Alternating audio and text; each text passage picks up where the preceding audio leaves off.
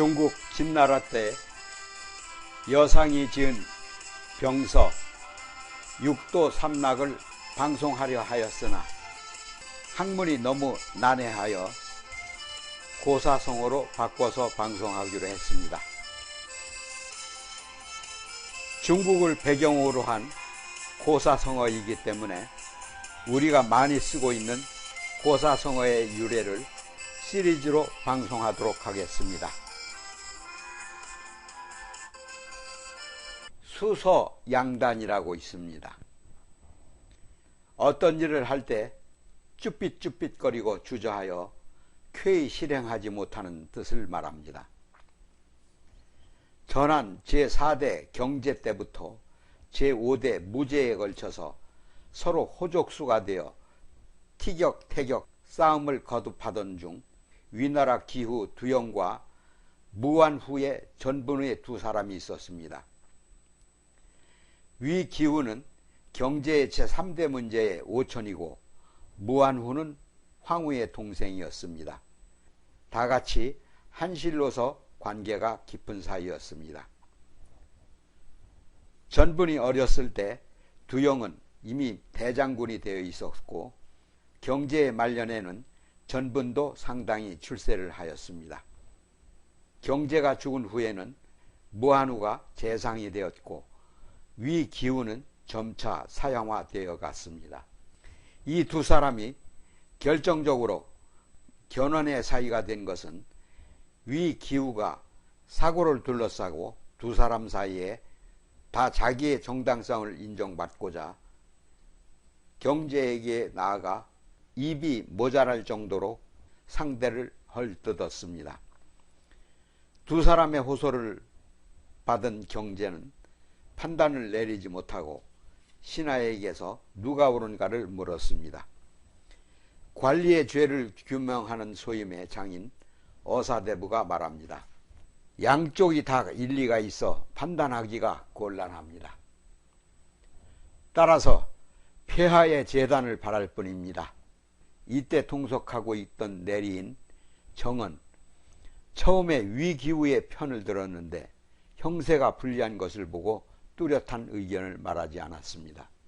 그래서 경제는 내리를 나무랬습니다. 너는 평소 두 사람에 대해 이러쿵저러쿵 비관만 하고 있다가 중요한 때는 아무 말도 하지 않는다. 그래서야 어찌 내리에 소임을 다할 수 있겠느냐. 못된 놈 같으니 너 같은 놈은 참회에 청하는 것이 마땅할 것 같구나.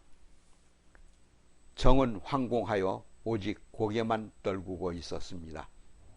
무안후는 이런 다툼으로 해서 경제의 마음을 괴롭힌 것을 죄송스럽게 생각하여 퇴출하자 어사대부를 불러 야단을 칩니다. 너는 구멍에서 머리만 내밀고 나갈까 말까 하고 망설이고 있는 쥐처럼 이 사건의 뚜렷한 흑백을 가리지 못하고 주춤거리고 있으니 참 신통하지 못한 인간이로구나. 입이 곡직이 뚜렷한데 그것을 모르고 처리하지 못하다니.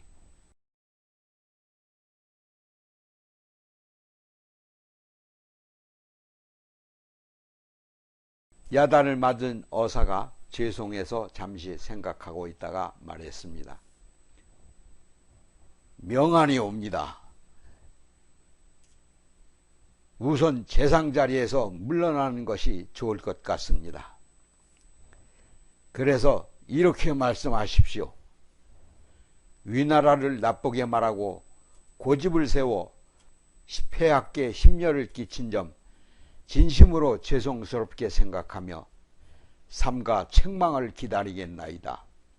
이런 부질없는 제가 재상 자리에 앉아 있다는 것은 과분한 일입니다. 진심으로 불명을 부끄럽게 생각하며 처분만을 기다리겠사옵니다. 이렇게 하면 경제는 틀림없이 당신의 겸양을 덕으로 보고 파면시키지 않을 것이라고 했습니다. 그러면 위 기후는 내심 부끄러움을 못 이겨 자살을 하게 될 것입니다.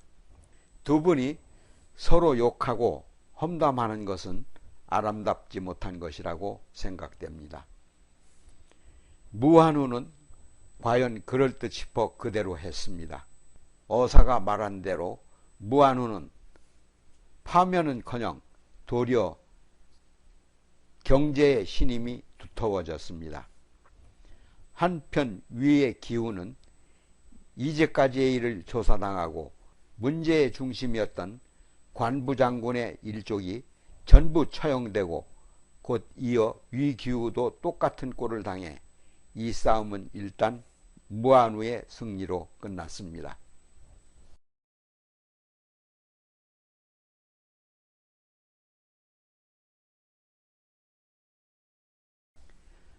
그러나 이 싸움에는 후일담이 있습니다. 그 후에 곧 무한후는 병이 나서 비몽사몽간에 꿈을 꾸게 됩니다.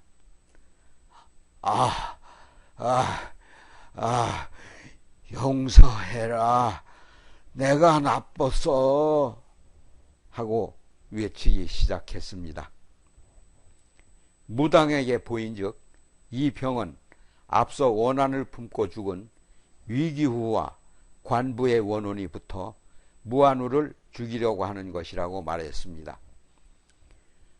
놀라서 온갖 기도를 드렸으나 두 사람의 원혼은 줄기차게 붙어 떨어지질 않아 무한우는 괴로움에 몸부림치면서 일주일 만에 죽었다고 합니다. 결국 이 승부는 어느 쪽이 이겼는지 알 수가 없게 되었습니다.